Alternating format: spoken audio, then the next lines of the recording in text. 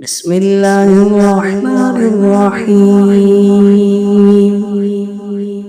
ألهاكم التكاثر حتى زرتم المقابر كلا سوف تعلمون ثم كلا سوف تعلمون